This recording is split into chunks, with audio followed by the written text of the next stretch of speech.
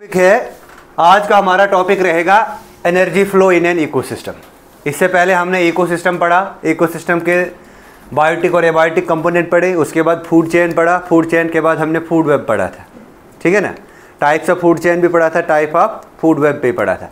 आज हमारा जो टॉपिक रहेगा वो है energy flow in an ecosystem.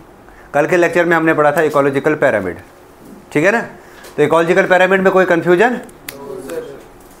तो चलिए आज शुरू करते हैं energy flow in an ecosystem.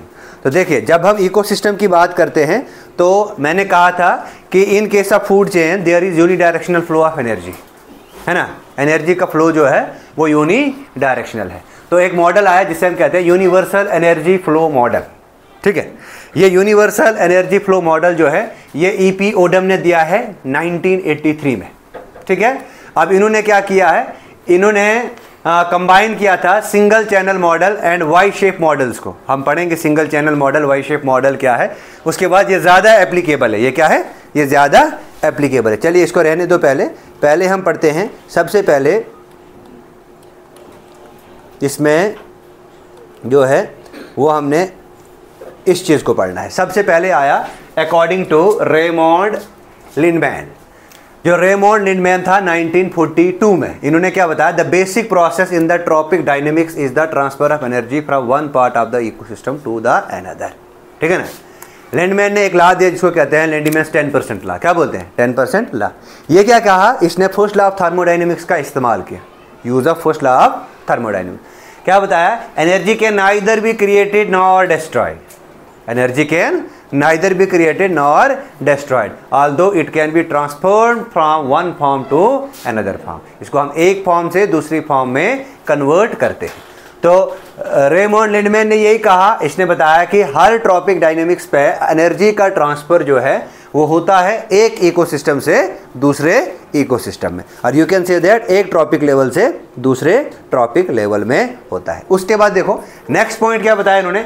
Next point बताया the amount of energy at trophic level is determined, the amount of energy at trophic level is determined by the net primary production, जिसे हम NPP कहते हैं। ये हम पढ़ेंगे जब हम प्रोडक्टिविटी ऑफ इकोसिस्टम पढ़ेंगे ना। तो productivity of an ecosystem ecological efficiency से निकालते हैं। दो तरह का प्रोडक्टिविटी आता है, एक आता है ग्रॉस प्राइमरी प्रोडक्टिविटी जहाँ पे हम ग्रॉस में वैल्यूज़ को लेंगे, दूसरा आता है net primary productivity, gross minus respiration, gross minus respiration, तो उससे कहते हैं नेट प्राइमरी प्रोडक्टिविटी, ठीक है ना। अब ये क्या है, the efficiency at which food energy is converted into biomass. यहाँ पे क्या है, ये एक ऐसी एफिशिएंसी है जहाँ पे फूड एनर्जी को बायोमास में कन्वर्ट करते हैं। होप ये स्लाइड आपको समझ आई होगी, ठीक है ना। अब देखो, अब हमने समझना है लिंडमैन का 10% लॉ क्या कहता है। द 10% लॉ ये लिंडमैन ने दिया है, रेमोंड लिंडमैन ने इसको दिया है। अब लिंडमैन क्या कहता है, ये कहता है कि जो एनर्जी का ट्रांसफर होता है फूड चेन में वो लिमिटेड है।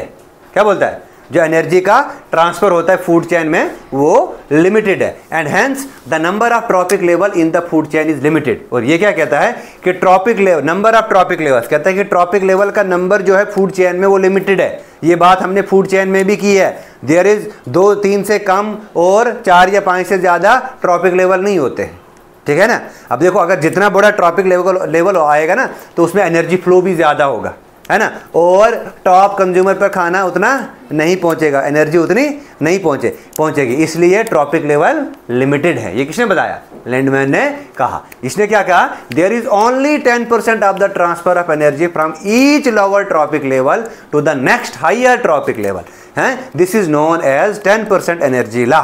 इसे क्या कहते हैं?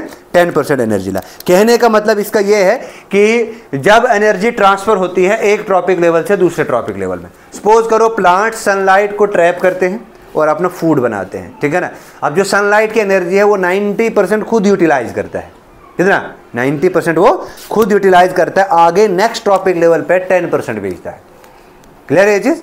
अब जब प्राइमरी कंज्यूमर जो है वो उस 10% को 100% मानेगा। कितना परसेंट मानेगा? 100% मानेगा, और आगे नेक्स्ट ट्रॉपिक लेवल पे वो 10% एनर्जी को ट्रांसफर करेगा, ठीक है ना। मतलब क्या हुआ? मतलब ये हुआ कि 10% कितना आ गया, ये 1% आ गया। उसके बाद जब ये नेक्स्ट टॉपिक लेवल जाएगा तो वो उस 1% को 100% मानेगा, ठीक है ना, उसमें से 99% खुद यूटिलाइज करेगा तो आगे कितनी भेजेगा? 0.1%, मतलब कि 10% ही हुआ ना वो, 0.1%। अब हर एक एनर्जी, हर एक ट्रॉपिक लेवल पे एनर्जी का ट्रांसफर होता है। जब एनर्जी का ट्रांसफर होता है ट्रॉपिक लेवल 1 से ट्रॉपिक लेवल 2 में, तो 90% एनर्जी वो खुद को यूटिलाइज कर लेता है। अब खुद को कैसे यूटिलाइज करते हैं? कुछ एनर्जी को वो रेस्पिरेशन की फॉर्म में लेगा, कुछ एनर्जी को वो मेटाबॉलिक पाथवे में लेगा, है ना, और कुछ एनर्जी को वो अनयूज्ड रखेगा, ठीक है ना, और जो बची कुछ एनर्जी होगी उसको वो नेक्स्ट टॉपिक लेवल पे ट्रांसफर करेगा। ये कहता है 10% ला, ठीक है ना। तो क्या है in simple 10% La? 10% La Lindeman ने दिया है। इसने क्या कहा? इसने कहा कि फूड चेन में एनर्जी का जो ट्रांसफर होता है वो लिमिटेड होता है। लिमिटेड होता है तो limited number of trophic levels भी होंगे फूड चेन में। अब ये कहता है कि हर ट्रॉपिक लेवल पे सिर्फ और सिर्फ मात्र 10% एनर्जी का ट्रांसफर होता है, 10% से ज्यादा नहीं होगा। 90% एनर्जी वो खुद यूटिलाइज करेगा। किसके लिए यूटिलाइज करेगा? अपनी मेटाबॉलिक एक्टिविटी के लिए। कुछ को हीट की फॉर्म में डिस्चार्ज करेगा, कुछ को मेटाबॉलिक एक्टिविटी में यूज करेगा, कुछ को रेस्पिरेशन में यूज करेगा। सिर्फ और सिर्फ 10% एनर्जी को एक ट्रॉपिक लेवल से दूसरे ट्रॉपिक लेवल में ट्रांसफर करेगा। क्लियर है पॉइंट? तो ये था लिंडमैन का 10% ला। क्लियर है ये चीज? नाउ अब देखो अब क्या कहता है? कहता है the primary consumer do not acquire 100% of the energy. क्या कहता है कि जो प्राइमरी कंज्यूमर हैं वो 100% ऑफ द एनर्जी को एक्वायर नहीं करते हैं। Transfer from plants and producer some of the energy of the sun is consumed by the plants. अब कुछ एनर्जी जो है वो सन जो है वो कंज्यूम, कुछ एनर्जी जो है वो प्लांट कंज्यूम करता है सन से, और उससे प्रोसेस ऑफ फोटोसिंथेसिस में इन्वॉल्व करता है, उससे प्रोसेस ऑफ फोटोसिंथेसिस इन्वॉल्व होती है। क्लियर है ये चीज? ये चीज क्लियर है? हैं? पक्का? आप देखो उसके बाद क्या कहता है, नेक्स्ट पॉइंट कहता है the amount of energy at trophic level. क्या? The amount of energy at trophic level. कि ट्रॉपिक लेवल पे जो एनर्जी है उसको डिटरमाइन हम करते हैं नेट प्राइमरी प्रोडक्टिविटी से, and the efficiency at which food energy is converted into biomass. और कितनी एफिशिएंसी है कि फूड एनर्जी को बायोमास में वो कन्वर्ट करे, ठीक है ना। ये कहता है, तो मैंने पहले भी बताया आपको कि net primary productivity is equal to gross primary productivity minus respiration. जब हम ग्रॉस प्राइमरी प्रोडक्टिविटी में से रेस्पिरेशन को निकालेंगे, मतलब gross primary productivity let's suppose 100% है। कितना है? 100% है, या 100 इन नंबर है, माइनस रेस्पिरेशन के लिए वो 90 यूज कर रहा है। बच्चा कितना? 10। तो ये 10 क्या आ गया? ये आ गया नेट प्राइमरी प्रोडक्टिविटी। क्या आ गया? नेट प्राइमरी प्रोडक्टिविटी आ गया। क्लियर है ये पॉइंट? आई होप ये पॉइंट आपको समझ आया होगा। क्लियर है ये पॉइंट? है ठीक है ना ये चीज। तो ये था, ये लिंडमैन ने कुछ बातें की थी, लिंडमैन ने क्या बताया, और 10% लॉ को हमने समझा। Now the most important that is types of model, है ना। एनर्जी फ्लो मॉडल में 3 मॉडल आते हैं। एक आता है सिंगल चैनल मॉडल, दूसरा आता है डबल चैनल मॉडल, ठीक है ना। सिंगल चैनल मॉडल और double channel model, single channel model और डबल चैनल मॉडल। इस डबल चैनल मॉडल को हम वाई शेप मॉडल भी कहते हैं। ये दोनों मॉडल जो हैं ओडम ने दिए हैं। किसने दिए हैं? ओडम ने दिए। दोनों को कंबाइन होके, क्या दोनों को कंबाइन करके एक मॉडल आता है, थर्ड मॉडल। एक आ गया सिंगल चैनल मॉडल, दूसरा आ गया डबल चैनल मॉडल। तो थर्ड मॉडल आता है that is known as universal energy flow model, ठीक है ना। ये जो यूनिवर्सल एनर्जी फ्लो मॉडल है ये भी ईपी ओडम ने दिया है 1983 में, ठीक है ना। अब ये कैसे दिया? ये मॉडल इन्होंने दोनों को कंबाइन करके दिया, सिंगल मॉडल को भी कंबाइन करके दिया और डबल मॉडल को भी कंबाइन करके दिया। इन्होंने दोनों कंबाइन, सिंगल मॉडल और Y shape model, single channel model और वाई शेप मॉडल को कंबाइन किया, और एप्लीकेबल है, ये दोनों इकोसिस्टम के लिए एप्लीकेबल है। टेरेस्ट्रियल इकोसिस्टम के लिए भी एप्लीकेबल है और एक्वेटिक इकोसिस्टम के लिए भी एप्लीकेबल है, और कंबाइनली हम इसको कहते हैं यूनिवर्सल एनर्जी फ्लो मॉडल। तो this is the topic that is universal energy flow model. तो चलिए पहले हम सिंगल एनर्जी फ्लो मॉडल समझेंगे, उसके बाद Y shaped energy flow model समझेंगे, और उसके बाद आएंगे हम यूनिवर्सल एनर्जी फ्लो मॉडल पे। क्लियर है ये पॉइंट? ये स्लाइड क्लियर है सबको? इसमें कोई क्वेश्चन? तो आगे बढ़े। तो चलो आप देखो अब क्या कहता है। अब हम आते हैं दैट इज सिंगल, और देखिए सिंगल चैनल मॉडल को हम लीनियर चैनल मॉडल भी कहते हैं। क्या? सिंगल चैनल मॉडल को हम लीनियर चैनल मॉडल भी कहते हैं। इसको किसने दिया है? इसको दिया है H.T. ओडम ने इन 1956। है ना। H.T. ओडम ने एक बुक लिखी है फंडामेंटल्स ऑफ इकोलॉजी, ठीक है ना, बहुत बेसिक फाउंडेशन बुक माना जाता है इसको, क्या फंडामेंटल्स ऑफ इकोलॉजी को फाउंडेशन बुक माना जाता है, ठीक है। अब देखो ये जो सिंगल और लीनियर चैनल मॉडल है इसको दिया है H.T. ओडम ने 1956 में। किसने दिया है? H.T. ओडम ने 1956 में इसको दिया है। अब देखो ये इस मॉडल के तहत क्या कहता है कि there is unidirectional flow of energy. कैसे? देखो ये सन है, ये सन से क्या आएंगी? रेडिएशंस आएंगी, वो ट्रैप करेंगे ग्रीन प्लांट्स। ग्रीन प्लांट क्या है? प्रोड्यूसर है। उस ग्रीन प्लांट से कौन फीड करेगा? प्राइमरी कंज्यूमर, फिर सेकेंडरी, टर्शियरी, क्वार्टनरी वगैरह। ऐसे देखो, ऐसे दिख रहा है कुछ? देखो ये हमारे पास सन है, दिख रहा है ना, ये हमारे पास क्या है? सन है। इस सन से एनर्जी को ट्रैप किया प्राइमरी प्रोड्यूसर ने, ठीक है ना। ये प्राइमरी प्रोड्यूसर क्या है? क्या है? प्लांट्स है। प्लांट्स ने ट्रैप किया कुछ एनर्जी, जो है कुछ प्लांट्स जो है वो डिकम्पोज हो गए। प्लांट्स डेड भी हो जाएगा ना, तो डेड होके डिकम्पोज होगा, तो कुछ प्लांट डिकम्पोज हो गए, हीट की फॉर्म में लॉस हो गया कुछ एनर्जी। कुछ प्राइमरी प्रोड्यूसर ने हीट की फॉर्म में एनर्जी को लॉस किया, ठीक है ना। फिर यहां से आ गया प्राइमरी प्रोड्यूसर से, फिर एनर्जी जाती है प्राइमरी कंज्यूमर में। इस प्राइमरी कंज्यूमर को हार्बीवोर्स कहते हैं। क्या कहते हैं? क्या बोलते हैं? हार्बीवोर्स। आप देखो हार्बीवोर्स में भी कुछ एनर्जी जो है वो हीट की फॉर्म में जनरेट होती है। किसकी फॉर्म में? हीट की फॉर्म में जनरेट होती है। उसके बाद एनर्जी कहां जाती है? सेकेंडरी कंज्यूमर में। कहां पे? सेकेंडरी कंज्यूमर्स में। ये सेकेंडरी कंज्यूमर्स क्या है? कार्निवोर्स। क्या है? अब यहां पे भी कुछ प्राइमरी कंज्यूमर डिकम्पोज हो जाएंगे, कुछ सेकेंडरी कंज्यूमर भी डिकम्पोज हो जाएंगे, और डिकम्पोज होकर हीट की फॉर्म में एनर्जी को रिलीज करेंगे। यहां पे जो प्राइमरी कंज्यूमर है वो कुछ एनर्जी को हीट की फॉर्म में रिलीज करेंगे, सेकेंडरी कंज्यूमर है वो भी कुछ एनर्जी को हीट की फॉर्म में रिलीज करेगा, कुछ मेटाबॉलिक एक्टिविटी में ले लेंगे, कुछ रेस्पिरेशन, और उसके बाद एनर्जी कहां जाएगी? टेरिस्ट्री कंज्यूमर या कार्निवोर। ये जो टेरिस्ट्री कंज्यूमर या कार्निवोर है ये भी डिकम्पोज हो जाएगा। क्या हो जाएगा? डिकम्पोज हो जाएगा। तो यहां से क्या पता चला? यहां से हमें एक मॉडल समझ में आता है, that is known as single channel model. This single channel model was proposed by Odum. किसने दिया? ये ओडम ने दिया। तो ओडम ने क्या कहा? ओडम ने कहा there is a unidirectional flow of energy from sun to the sea, from sun to producer and then to a series of consumer. लिख सकते हो ना आप? तो यहां पे क्या है? यूनिडायरेक्शनल फ्लो ऑफ एनर्जी है सन से, from sun to the producer and then to the series of consumers. Clear है ये पॉइंट? हाँ, तो सिंगल चैनल मॉडल में कोई क्वेश्चन? पक्का? आगे बढ़े? चलो अब देखो, next is the most important, that is Y shaped model. This Y shaped model is also known as double channel model, ठीक है। This Y-shaped model was also put forth by H.T. Odum in 1956, है ना। This model is more realistic. This model is more realistic and practical. ये model realistic भी ज्यादा है और practical भी ज्यादा है। यहां तक समझ आया? तो क्या है ये वाई शेप मॉडल है। मैंने बताया वाई शेप मॉडल को हम डबल चैनल मॉडल भी बोलते हैं। This Y shape model is more realistic and more practical as compare to single channel model. आई बात समझ? ठीक है। दोनों मॉडल किसने दिए? ओडम ने दिया। पहले उसमें कोई ड्रॉबैक लगा, तो ड्रॉबैक लगा तो उसने क्या दे दिया? वाई शेप मॉडल दे दिया। क्लियर है? यानी कि डबल चैनल मॉडल दिया। चलिए इसको समझते हैं। अब देखो इसमें क्या कहा? इसने कहा it confirms that the basic stratified structure of ecosystem is. इसने बताया इस मॉडल के तहत, किसके?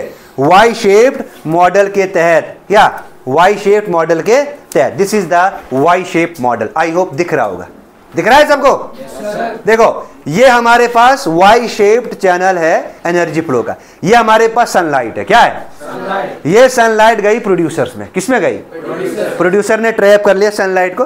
जब ये सनलाइट प्रोड्यूसर में गई, प्रोड्यूसर से फिर लाइट कहां गई? कुछ जो है वो हार्बीवोर्स लेंगे लाइट को, कुछ प्रोड्यूसर क्या हो जाएंगे? डेड प्रोड्यूसर, मतलब कुछ प्रोड्यूसर मर, प्लांट्स की डेथ हो जाएगी, प्लांट्स की वो डेड हो जाएंगे, तो वो डिकम्पोज हो जाएंगे। तो कुछ एनर्जी चले गई कहां पे? हार्बीवोर्स में, कुछ एनर्जी चले गई डिकम्पोजर्स में।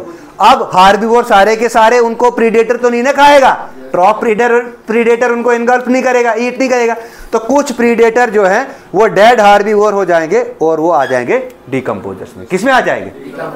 किसमें आ जाएंगे?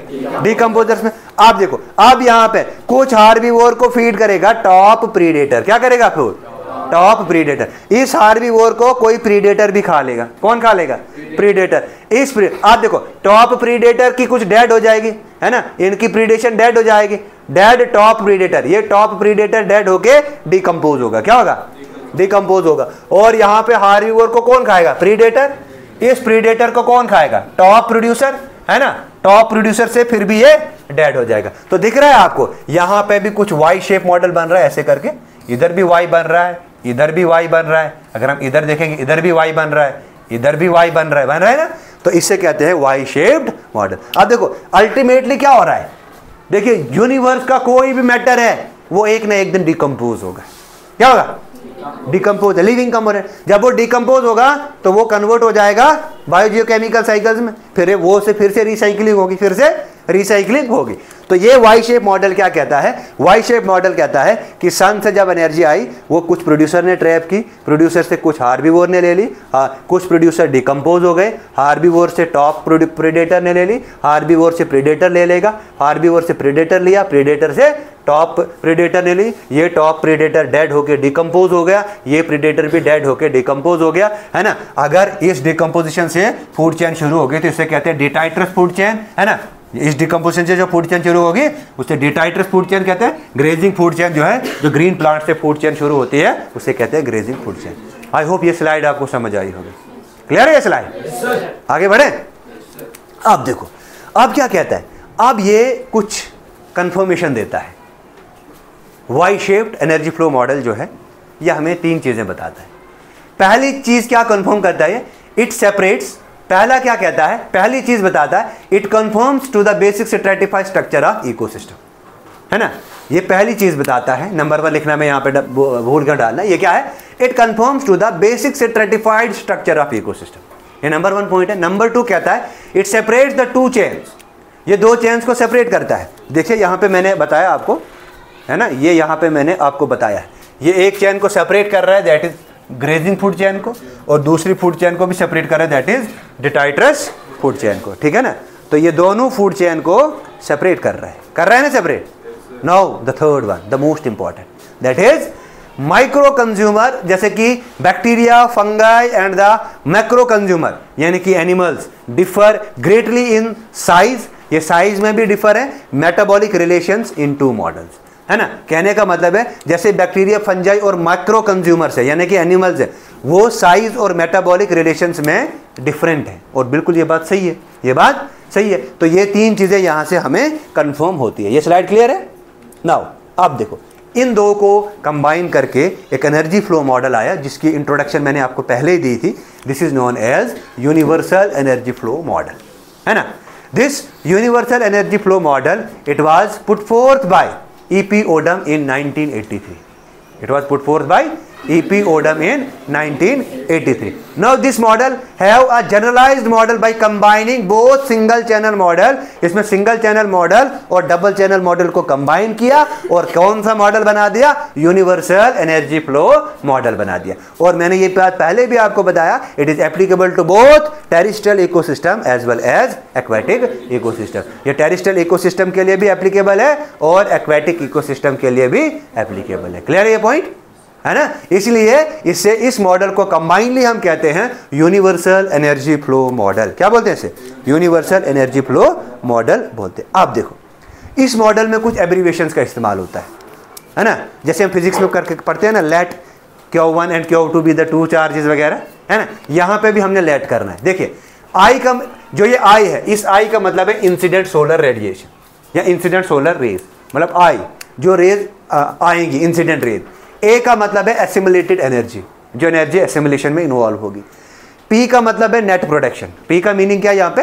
Net production. जी का मतलब है ग्रोथ, जी का मतलब क्या है? ग्रोथ। बी का मीनिंग है यहाँ पे बायोमास, क्या है? और आर का मीनिंग है यहाँ पे रेस्पिरेशन, क्या है?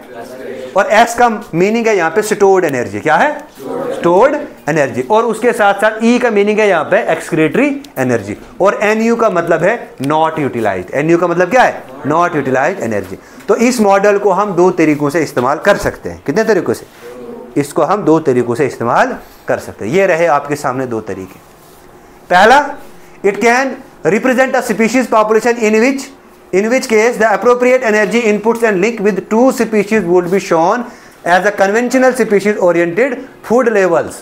मतलब क्या कहता है ये, यहाँ पे ये कह रहा है कि हम एनर्जी के आधार पर दो कन्वेंशनल स्पीशीज को रिप्रेजेंट कर सकते हैं। दूसरा क्या कहता है, this model can represent a discrete energy level in which case the biomass and energy channel represent many population supported by the same energy source. ये दो पॉइंट आपने याद रखने। अब देखो, अब हम आते हैं नेक्स्ट पॉइंट पे, दैट इज मॉडल। ये दिख रहा है आपको, हैं? देखिए ये आ गया आई। ये आई क्या है, मैंने आपको पहले बताया, दिस आई इज इनपुट। ये आई क्या है, इनपुट है ना। यहाँ पे बताया था ना मैंने, ये आई क्या है यहाँ पे, इंसिडेंट सोलर रेडिएशन यानी कि इनपुट। इस आई को हम इंसिडेंट सोलर रेडिएशन यानी कि इनपुट भी कह सकते हैं, ठीक है ना। अब देखो इस सोलर रेडिएशन कुछ यूटिलाइज ही नहीं होगी, कुछ प्लांट ट्रैप करेंगे, जो सोलर एनर्जी को ट्रैप नहीं किया जाएगा वो वापस जाएगी एटमॉस्फेयर में, जाएगी ना वापस। तो ये कुछ मैक्सिमम एनर्जी जो है वो नॉट यूटिलाइज्ड है, वो एनयू की कैटेगरी में आएगा।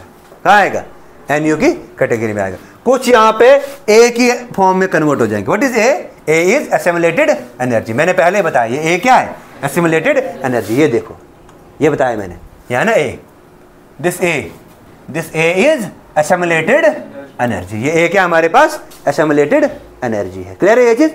उसके बाद कुछ जो है वो इन्वॉल्व होगी रेस्पिरेशन में।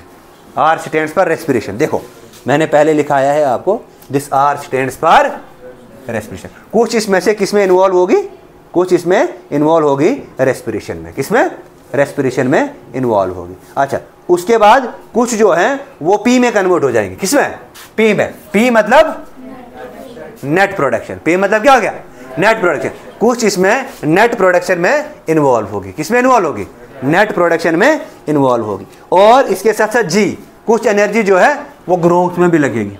ग्रोथ में भी तो एनर्जी लगेगी ना, तभी तो डेवलपमेंट होगा, है ना। तो कुछ एनर्जी किसमें लगती है, ग्रोथ में लगती है। और क्या कह रहा है, कुछ जो है ई मतलब कुछ जो है एक्सक्रीशन में एनर्जी इन्वॉल्व होगी। और साथ साथ में कुछ एनर्जी जो है वो बी रहेगी। B stands for biomass. कुछ एनर्जी जो है वो बायोमास में रहेगी। और व्हाट अबाउट एस,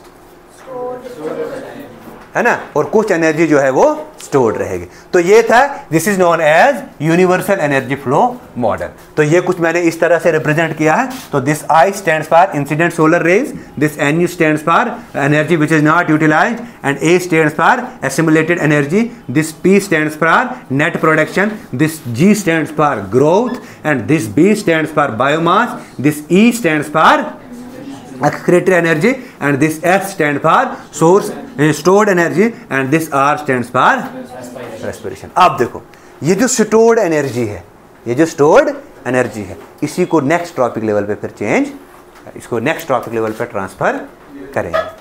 क्लियर है ये चीज। तो ये समझ आया आपको, इसे हम कहते हैं यूनिवर्सल एनर्जी फ्लो मॉडल। इसको ओडम ने दिया, ठीक है ना। तो दोनों लॉ समझ आ गए आपको। अब देखो यहाँ पे दो लॉज का इस्तेमाल होता है, मैंने नहीं लिखा है। एक आता है फर्स्ट लॉ ऑफ थर्मोडायनेमिक्स, दूसरा आता है second law of thermodynamics. First law of thermodynamics क्या कहता है, energy can neither be created nor destroyed although it can be transport from one form of energy to another form of energy, ठीक है ना। उसके बाद आता है next second law of thermodynamics, ठीक है। अब सेकंड लॉ ऑफ थर्मोडायनेमिक्स क्या कहता है, आप कहता है जो एनर्जी ट्रांसफर हो रही है एक फॉर्म से दूसरी फॉर्म में, उसमें तो कुछ एनर्जी हीट की फॉर्म में लॉस हो रही है, कुछ एनर्जी जो है मेटाबॉलिक एक्टिविटी में लॉस हो रही है, कुछ एनर्जी जो है वो यूटिलाइज ही नहीं हो रही है, कुछ एनर्जी नेट एसिमुलेशन में इन्वॉल्व हो रही है, कुछ एनर्जी नेट प्रोडक्शन में इन्वॉल्व हो रही है, कुछ एनर्जी ग्रोथ में लग रही है, कुछ एनर्जी बायोमास में लग रही है, कुछ एनर्जी जो है वो हमारी कहाँ पे लग रही है, कुछ एनर्जी स्टोर्ड है और कुछ एनर्जी रेस्पिरेशन में लग रही है। तो यहाँ पे दोनों लॉज का इन्वॉल्वमेंट रहता है। ये आपने खुद लिखना है कि in case of energy flow model of an ecosystem, तो दो लॉज आते हैं, first law of thermodynamics and second law of thermodynamics, दोनों एप्लीकेबल होते हैं। First law of thermodynamics applicable for single channel, ठीक है ना, सिंगल एनर्जी फ्लो मॉडल यानी कि single channel model. Now the second law of thermodynamics is applicable to universal energy flow model. Is it clear to all of you? Is there is any confusion? ठीक है। अब देखो, ठीक है, तो thank you, all the best, stay fit and healthy. साथ साथ में इसको रिवाइज भी करना है।